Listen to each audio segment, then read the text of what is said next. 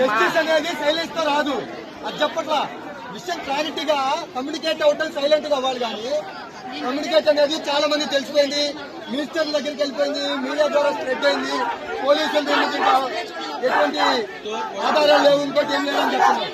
అది ఉందా